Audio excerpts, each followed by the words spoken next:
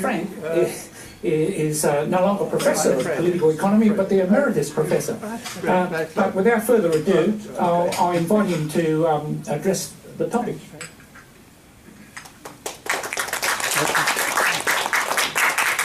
Thanks very much.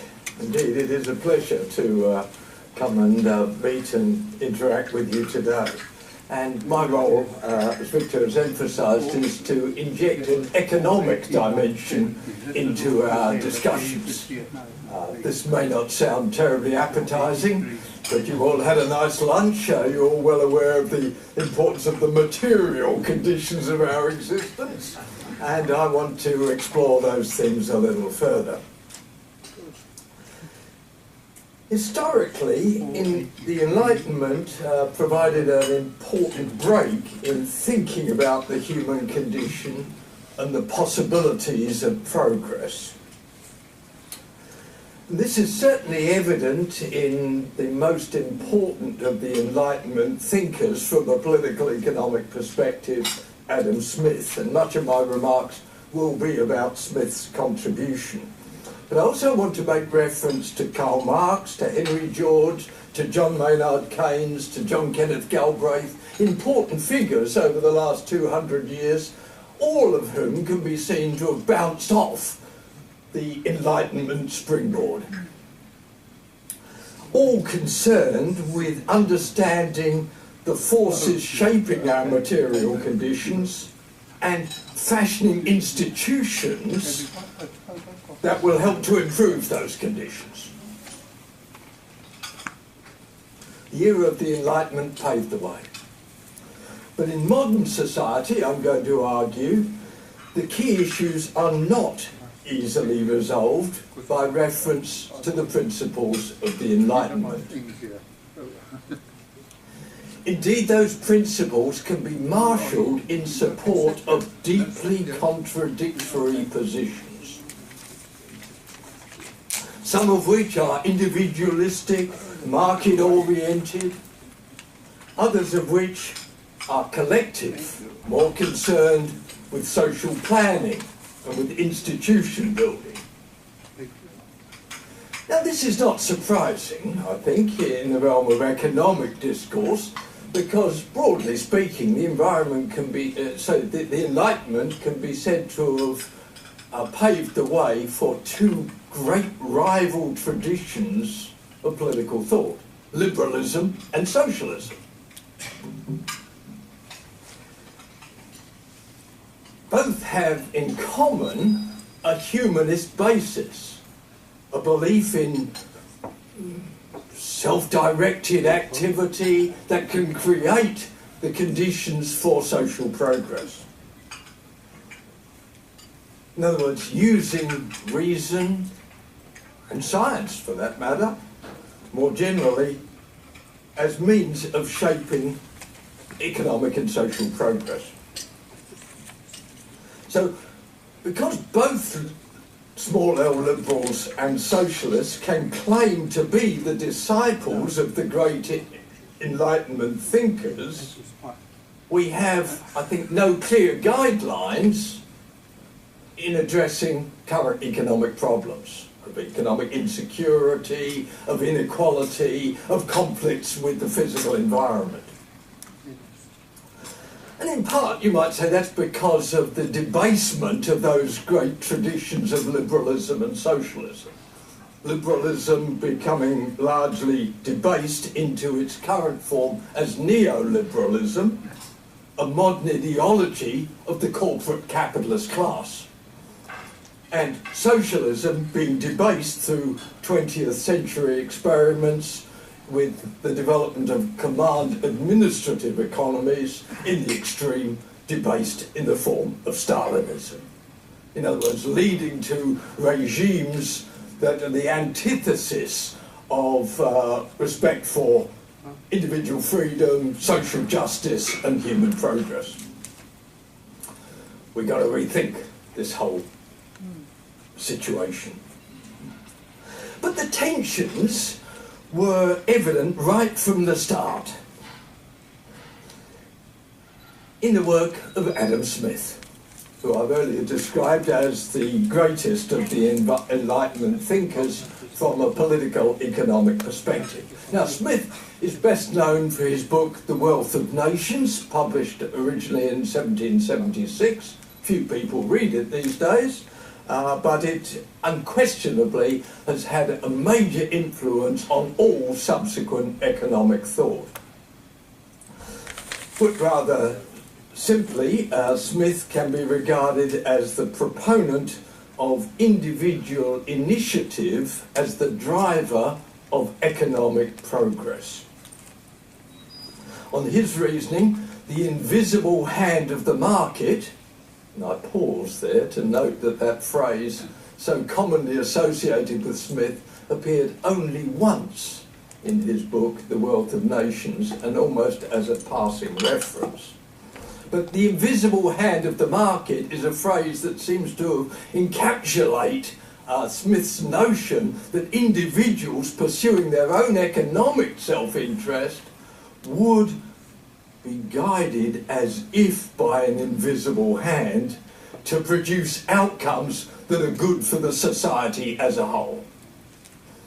There's a famous phrase that almost everyone quotes, and if I can put on my best Scottish accent, it goes roughly like this. It's not from the benevolence of the butcher or the baker that we expect our dinner, but from their regard to their own self-interest. Look, we don't know how Adam Smith spoke, of course. There are no tape recordings, so one can only surmise that he spoke somewhat in those terms, although that probably sounds more like a minor character in The Bill or Taggart or one of those modern Glaswegian dramas.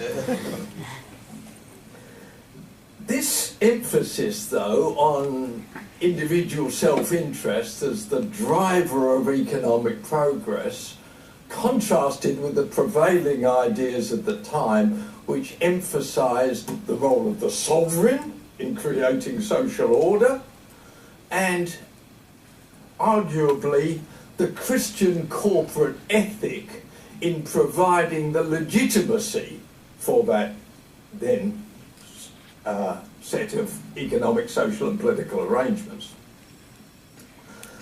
Smith was on the side of the progressives during the transition from feudalism to capitalism. He thought that the breaking down of the old order under the rule of the monarch and legitimised by the Christian corporate ethic would be a good thing. Not that Smith was opposed to Christianity, but that he thought that the Christian corporate ethic was excessively paternalistic in character. And indeed it was very paternalistic. This was the era in which the relatively well-to-do members of society felt they had an obligation for the welfare of the less well-to-do. There was a common phrase at the time, which is roughly along the lines, "The rich man, if he doth not give alms, is but a thief." In other words, the social responsibility of the wealthy to be charitable and kindly towards the less fortunate. That was what I call, broadly speaking, the Christian corporate ethic. Now, also at that time was a belief that traders should trade at a just price. Now, quite what constitutes a just price is debatable, but here is the notion that a price is not just a price, it has to be a just price. In other words, something that embodies an ethical relationship between buyer and seller. Now, to cut a long story rather short, Smith swept this lot away and said, no, if everyone in the market just pursues their own self-interest, that will lead to the production of the goods and services that are in demand by the consumers, and all will benefit. Moreover, in the realm of industry and production, it will unleash the forces of the division of labour, increasingly specialised tasks being undertaken by the workers, raising the overall level of productivity, producing more goods and services, and then with the growth of trade, both within and between nations, international exchange would occur to the benefit of all. It was a marvellous vision that Smith advanced, and indeed it was taken up enthusiastically by the emerging capitalist class, because it provided a legitimacy for the emerging arrangements of a capitalist economy.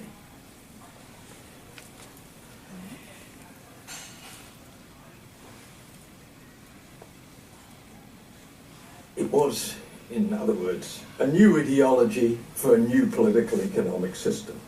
And to this day, some economists still repeat essentially the same dogma that I've just summarised.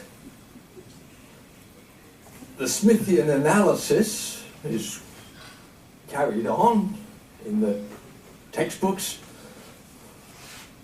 not typically by reference to Adam Smith, but in the form of economic principles which emphasise the market as the main engine for efficiency and economic growth.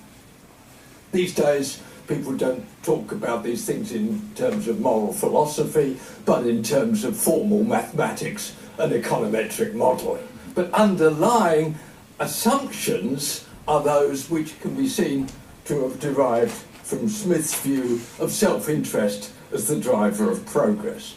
Milton Friedman, for example, a very influential economist of the last half century, some would say the most influential economist of the last half century, arguably founding not just monetarism, but also a broader neoliberal program embraced by Margaret Thatcher, Ronald Reagan, other major political figures of the last half century, and creating substantial transformation.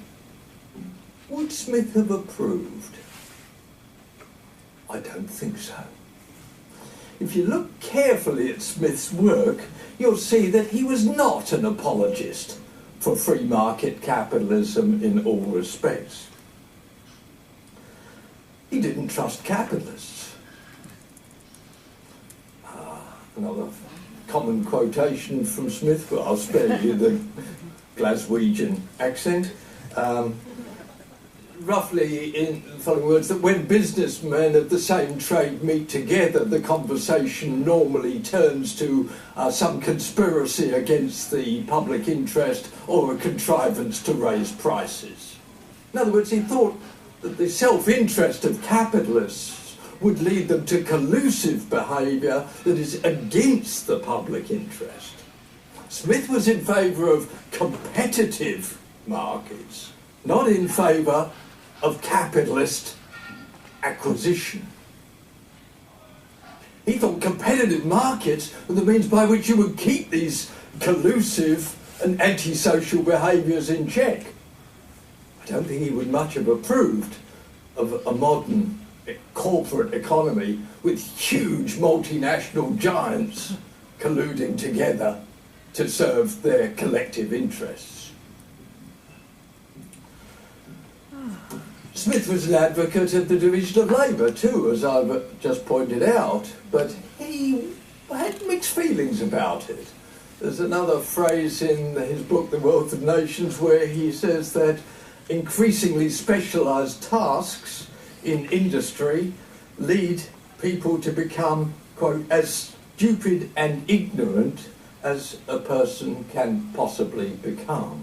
In other words, he saw that there was at least the prospect, if not the likelihood, of alienation being the consequence of this increasingly complex capitalist economic system.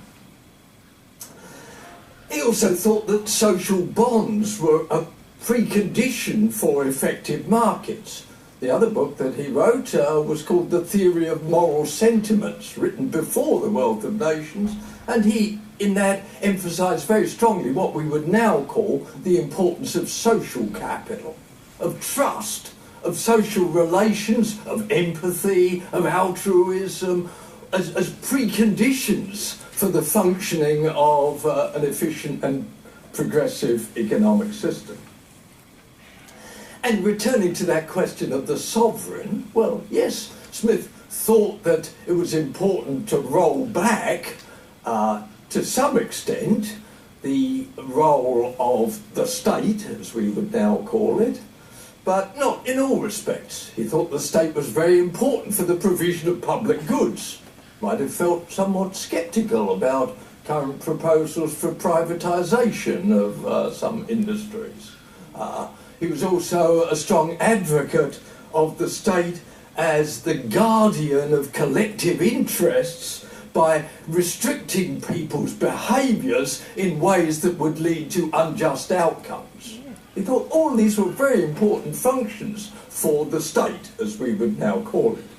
In summary, the ideas that Smith developed are contested terrain. There are right-wing and left-wing Adam Smiths to be found, depending upon your selective mining of the original territory.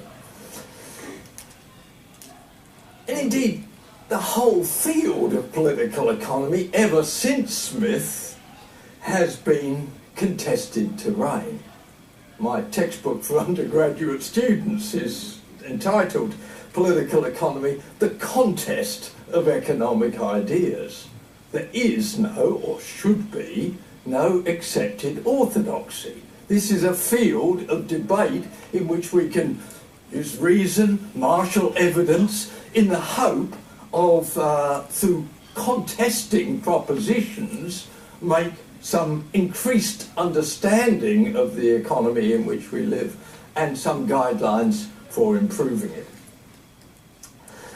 Karl Marx addressed the issues in a quite different way to Smith, putting the emphasis more on class than on individual behaviours, emphasising the possibilities of revolutionary rupture as economic systems change from capitalism to socialism, as they had done previously with systems of slavery and feudalism.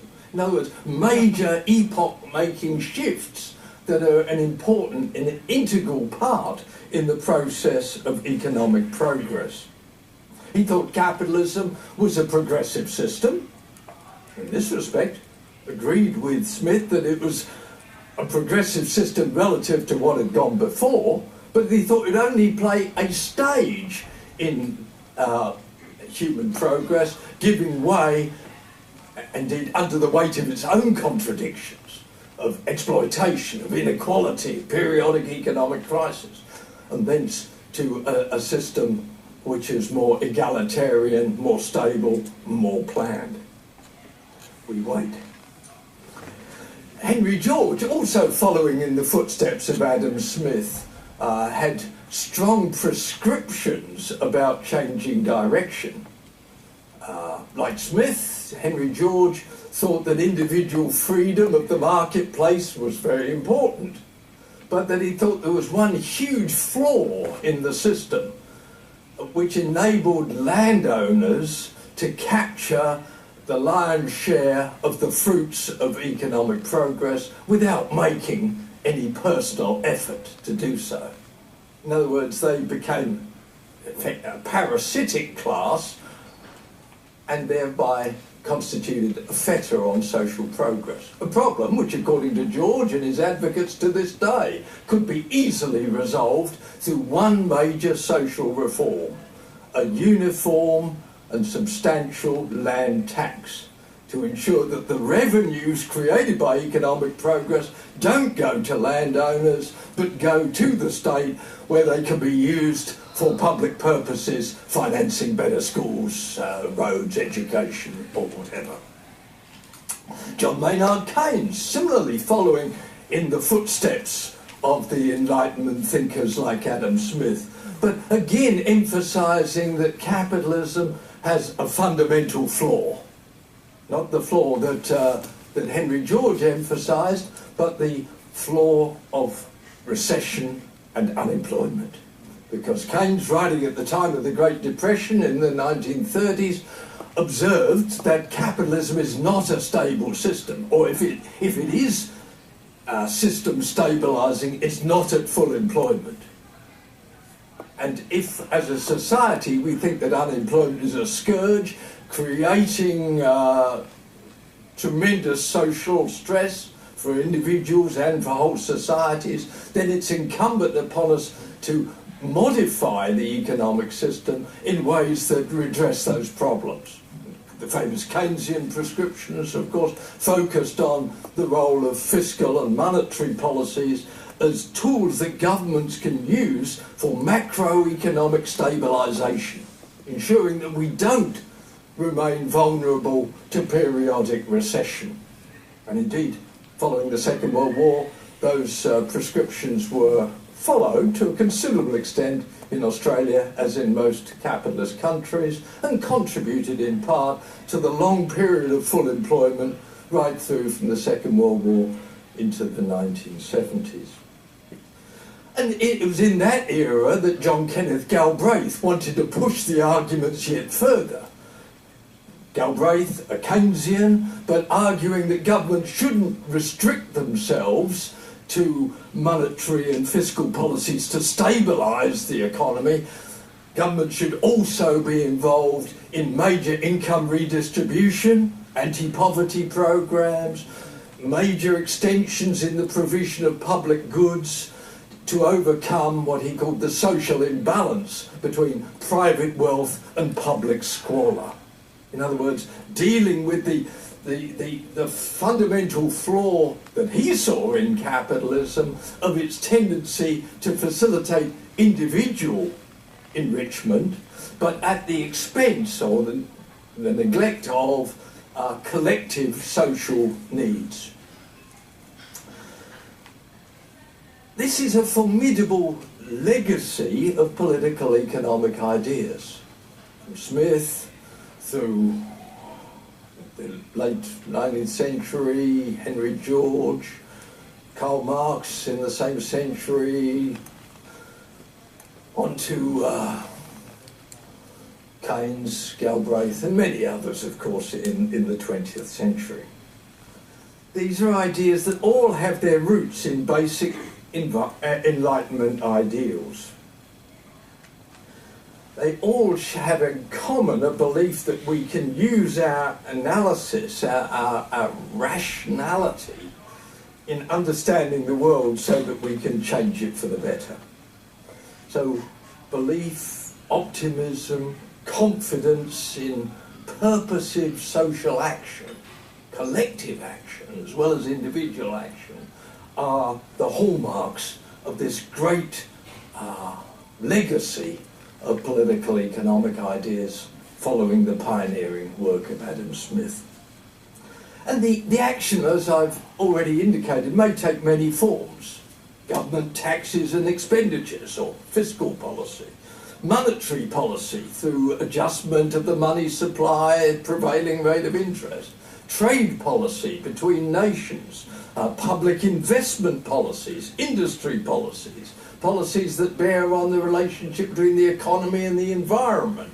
There is no limit to the array of ameliorative measures that could be implemented to reconcile the self-interest in economic affairs with the broader collective interest with which all these political economists have been concerned. But if you look at the situation today, it's actually rather difficult to maintain the confidence that we're on track for further progress. Isn't it? It is difficult. This is a huge, impressive legacy of political economic ideas, but where has it got us? We certainly have achieved affluence for a broad swathe of the society in countries like Australia, far beyond what Adam Smith could have anticipated. But we remain bedevilled by three major problems, to my mind. One is economic insecurity, most obviously in our mind because of the recent global financial crash. A recognition that capitalism, though it's capable of producing a cornucopia of products, is fundamentally an unstable system. Vulnerable, some would say increasingly vulnerable, to periodic crises which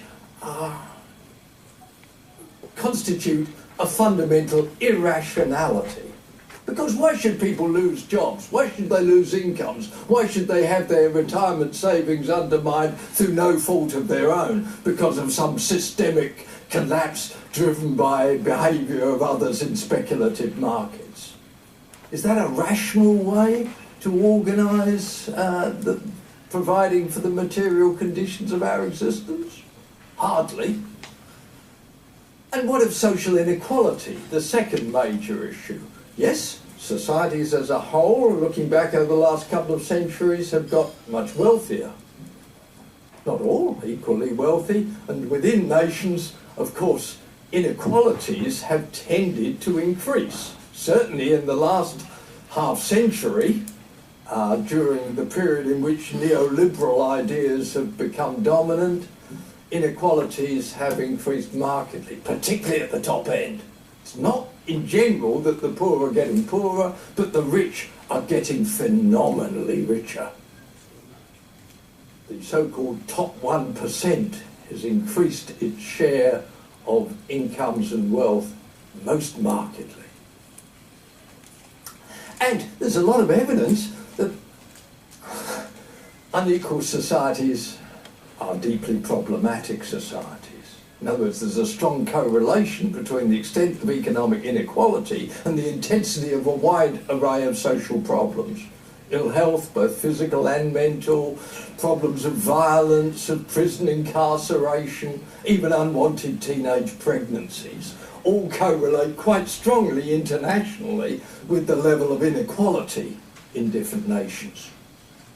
And most fundamentally, harking back to Bentham and the greatest happiness for the greatest number, there's strong evidence that unequal societies tend to be unhappier societies, based on survey evidence.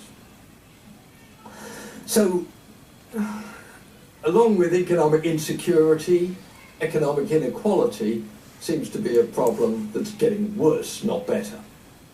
And then there's the big one, the relationship between the economy and nature. The problem of economic unsustainability is much in our minds, not just because of climate change and its awful prospect, but because of a whole array of other environmental problems. Toxicity, despoilation of waterways, loss of arable land, an ecological footprint that already, by some estimates, exceeds the planet. How to deal with that major stress remains unresolved, even with this great legacy of political economic thought. So I think that's the challenge facing us today. So the message I'm presenting is twofold. On the one hand, it involves respect for a great tradition of political economic thought that has developed post-Adam Smith, bouncing off the springboard of Enlightenment ideas. We'll never go back. We wouldn't want to go back as a society. This is the great bounce forward, but it's only taken us so far. And in the modern era, it seems that it's not enough to take us the next step. So I would argue, in relation to the political economic challenges that face us now, we need, in effect, a new Enlightenment, and one that will put ecological issues right at the core of the new way of thinking. That's not at the expense of concerns about security and inequality. I think a combination of economic ideas that focus on sustainability, on social justice, on fairness, is the way forward. But it's hard to see this at the moment becoming the dominant orthodoxy in a period where neoliberal beliefs, with their dubious association with environment, with the Enlightenment, are apparently paramount. And if you don't need any further evidence to support that argument, I simply refer you to the federal budget.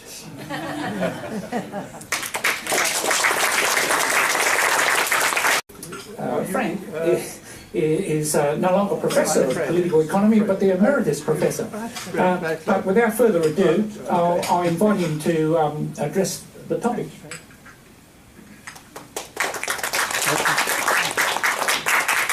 Thanks very much.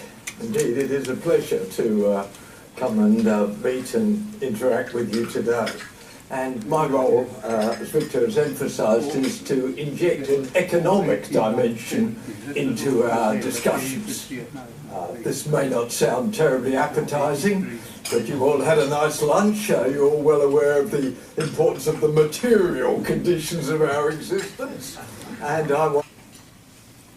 both have in common a humanist basis, a belief in self-directed activity that can create the conditions for social progress.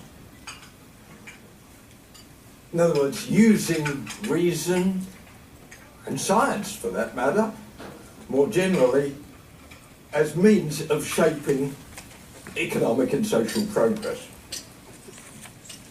So, because both small L liberals and socialists can claim to be the disciples of the great Enlightenment, I want to explore those things a little further. Historically, the Enlightenment provided an important break in thinking about the human condition and the possibilities of progress. This is certainly evident in the most important of the Enlightenment thinkers from a political economic perspective, Adam Smith, and much of my remarks will be about Smith's contribution. But I also want to make reference to Karl Marx, to Henry George, to John Maynard Keynes, to John Kenneth Galbraith, important figures over the last 200 years, all of deeply contradictory positions. Some of which are individualistic, market-oriented, others of which are collective, more concerned with social planning and with institution building. Now, this is not surprising, I think, in the realm of economic discourse, because, broadly speaking, the environment can be, the Enlightenment can be said to have paved the way for two great rival traditions of political thought, liberalism and socialism, of whom can be seen to have bounced off the Enlightenment springboard. All concerned with understanding the forces shaping our material conditions and fashioning institutions that will help to improve those conditions. The era of the Enlightenment paved the way. But in modern society, I'm going to argue, the key issues are not easily resolved by reference to the principles of the Enlightenment. Indeed, those principles can be marshalled in support